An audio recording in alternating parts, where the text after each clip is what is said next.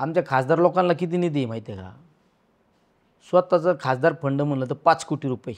अरे 5 कोटीमध्ये 6 मतदारसंघ सांभाळायचे आहेत. 5 कोटीत काय होणार आहे? आपल्या देशाला सगळ्यात मोठा महाभयंकर धोका आहे तो म्हणजे मोठमोठ्या आजारांचा, कॅन्सर सारखा थोडक्यात. तिथं मेडिकलला सगळ्या सुखसुविधा खाजगी हॉस्पिटलच्या तुलनेत सरकारी हॉस्पिटलमध्ये सुखसुविधा आहेत. पण उद्योजक लोक म्हणतात निलेश लंकेंचं आम्हाला संरक्षण आहे, निलेश लंकेंचा सपोर्ट आहे, पण विरोधकांकडे काहीच भांडवल नाही. मग उठसूट काय सुपायामाडी गुंडगिरी बंद झाली पाहिजे. बरं खासदार साहेब, आता संसदेत गेल्यानंतर प्रत्येकाला निधी वाटप केला जातो. किती निधी मिळाला आपल्याला आजवती या विकास कामांसाठी आणि किती निधी खर्चित झाला? निधीच्या बाबतीत आहे ना, सध्या म्हणजे सरकारकडून ज्या पद्धतीने निधी मिळणं अपेक्षित आहे ना, तो निधीच मिळाला नाही. आमच्या खासदार लोकांना किती निधी आहे माहिती आहे का? स्वतःचं खासदार फंड म्हणलं तर 5 कोटी रुपये. अरे 5 कोटीमध्ये 6 मतदारसंघ सांभाळायचे आहेत. 5 कोटीत काय होणार आहे?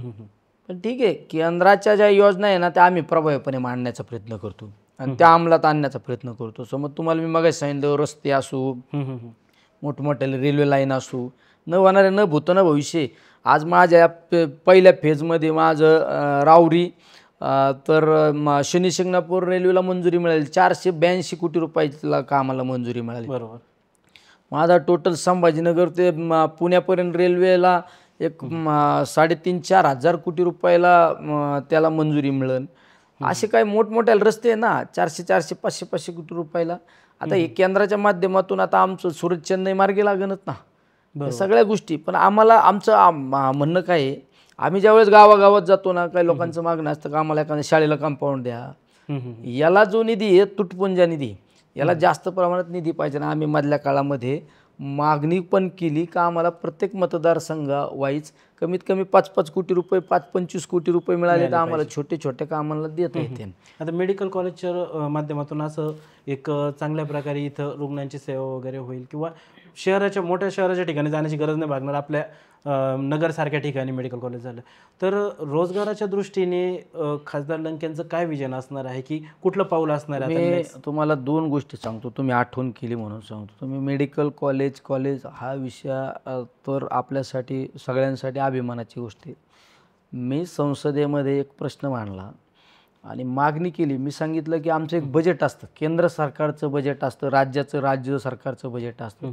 त्यामुळं PWD विभागाला एवढे कोटी रुपये, क्रीडा विभागाला एवढे पैसे, आरोग्य विभागाला एवढे पैसे, अजून इतर विभागाला एवढे पैसे. माझं काय म्हणणं होतं, इतर विभागाला थोडा काट देऊन आपला बजेट, आरोग्याचं बजेट वाढलं पाहिजे. सगळ्यात महत्त्वाचं, बरोबर, सगळ्यात महत्त्वाचं आज सगळ्यात आपल्या देशाला सगळ्यात मोठा महाभयंकर धोका आहे तो म्हणजे मोठमोठ्या आजारांचा, कॅन्सर सारखा थोडक्यात. बरोबर. कॅन्सर असू, तुमच्या किडण्यांचा असू, वेगवेगळ्या इतक्या छोट्या छोट्या मुलांना आजाराला आपल्याला सामोरं जावं लागत आहे. त्यामुळं गरीबातल्या गरीबाला सुद्धा शासकीय हॉस्पिटलमध्ये चांगल्या दर्जाचा उपचार मिळाला पाहिजे. म्हणजे माझं एखादा आता तिथं गेल्यानंतर कुपन दाखवायचं, आता लिव्हर ट्रान्सफर करायचं जर म्हणलं तर 15-16 लाख रुपये लागतात. बरोबर. आणि त्यांनी ते कुपन दाखवायचं, मग ते सरकारने सांगायचं या कुपनावर तुमच्या महात्मा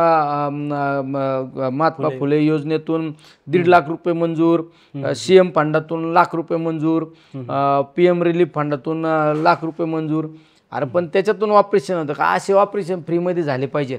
तुम्ही बाहेरच्या देशात प्रगत राज्यात जा, प्रगत देशात जा, राज्यात नाही प्रगत देशात जा, तिथं मेडिकलला सगळ्या सुखसुविधा खाजगी हॉस्पिटलच्या तुलनेत सरकारी हॉस्पिटलमध्ये सुखसुविधा आहे त्या झाल्या पाहिजे. आरोग्याच्या सक्षम योजना उभ्या राहिल्या पाहिजे. त्याबाबत सुद्धा मी मागणी केलेली आहे. आणि बेरोजगारांच्या बाबतीत सगळ्यात महाभयंकर आपल्या देशासमोर समस्या आहे. निवडणुकीच्या टायमाला अनेकांनी घोषणा केल्या, आम्ही इतके कोटी लोकांना नोकऱ्या देऊ, तितक्या कोटी लोकांना नोकऱ्या देऊ, पण अंमलात काही नाही. आज बेरोजगारी होतं का रोजगारासाठी? अरे मी रोजगारांसाठीच लढतो ना, रोजगारांसाठीच लढतो मी. मला माझ्या भागामध्ये MIDC मी एवढं औद्योगिकरण वाढलं. मी ज्यावेळेस एका गावचा सरपंच होतो त्यावेळेस एकच कंपनी होती, अमेरिकन ॲक्सल नावाची कंपनी होती. त्यानंतर एक उमा प्रिसिजन कंपनी होती आणि एक मंगलमदा ऑइल मिल कंपनी होती. या 2-3 छोट्या कंपन्या होत्या.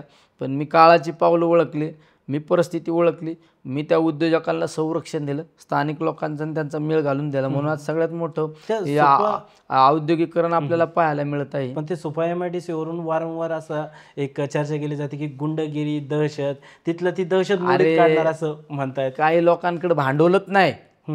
ठीक आहे, माझी गुंडगिरी आहे ना, माझी दहशत आहे ना, कुणी आरोप करायला पाहिजे? औद्योगिकरण उद्योजकांनी आरोप करायला पाहिजे. पण उद्योजक लोक म्हणतात निलेश लंकेंचं आम्हाला संरक्षण आहे, निलेश लंकेंचा सपोर्ट आहे, पण विरोधकांकडे काहीच भांडवल नाही. मग उठसूट काय सुपा MIDC गुंडगिरी बंद झाली पाहिजे. पण गुंडगिरी कोणी केली हे दाखवा ना आधी. बबल करायचा, शो करायचा हे फक्त मुद्दा आहे. त्यांना असं वाटतं की सुपा MIDCतून निलेश लंकेंना रसद मिळते. निलेश लंकेनी कुठल्या उद्योजकाकडून 1 रुपया जर घेतला असेल ना राजकारण सोडून देईन. पण विरोधकांना असं वाटतं की माझं राजकारण फक्त उद्योजकांच्या जीवावर राजकारण चालू आहे. उद्योजकांना समर्थन, उद्योजकांना संरक्षण देणारा कार्यकर्ता आहे, कारण मी पवार साहेबांचा कार्यकर्ता आहे. या महाराष्ट्रामध्ये औद्योगिकरण कुणी उभा केला असेल ना, सुपा MIDC असो, नगर MIDC असो किंवा चाकण MIDC असो, रांजणगाव MIDC असो, तुमचे बारामती पुरंद MIDC असो, त्याचं औद्योगिकरण कुणी आणलं? आदरणीय पवार साहेबांनी आणलं. बरोबर. त्यामुळे पवार साहेबांची शिकवण आम्हाला औद्योगिकरणाला, उद्योजकांना संरक्षण दिलं पाहिजे, ती डेव्हलपमेंट वाढते. आम्ही कसली गुंडगिरी केली? आम्ही गुंडगिरी केली असते तर वाढला असतं का? मी सरपंच असताना एक कंपनी होती, एवढ्या मोठ्या कंपन्या, कुठल्या एका उद्योजकांनी आला तक्रार दिली का? अरे यांनी तर उद्योजकांना बोलून घेतलं आणि सांगितलं त्याच्या विरोधात तक्रार द्या.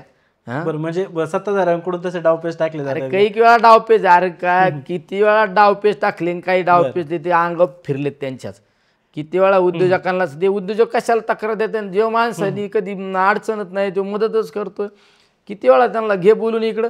अरे उलट उद्योजकांना त्रास देणार ती हे मध्ये त्या काही आपलं त्या तुमच्या कामगार आयुक्ताला बोलून सांगितलं सगळ्यांचे लायसन कॅन्सल करा. अरे काय काय धंदा लावला तुम्हाला? जर त्या MIDCला मदत करायची तर लायसन कॅन्सल करून आणले का? सगळ्या लेबर कॉन्ट्रॅक्टरचे लायसन केले कॅन्सल.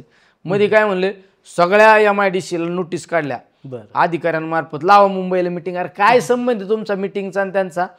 अरे त्यांनी स्वतःची गुंतवणूक आहे, बँकांची घरघर लागली त्या उद्योजकांच्या मागे, त्यांना मदत करायचं सोडून त्यांना हेलपाटे मारायला लावायची का?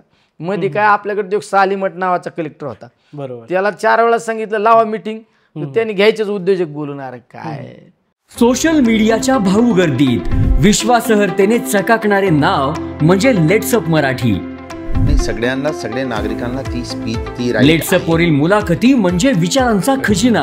त्यानंतरच्या निवडणुकीमध्ये मला सोडून गेले. बातम्या केवळ वस्तुस्थिती सांगणाऱ्या, न प्रोपगंडा, फक्त जनतेचा अजेंडा. क्योंकि आने वाला कल जाने वाला है, जाने वाला कल आने वाला है. राजकारण, मनोरंजन असो की क्रीडा क्षेत्र, महाराष्ट्राची स्पंदने संवेदनशीलतेने टिपणारे माध्यम म्हणजे लेट्सअप मराठी.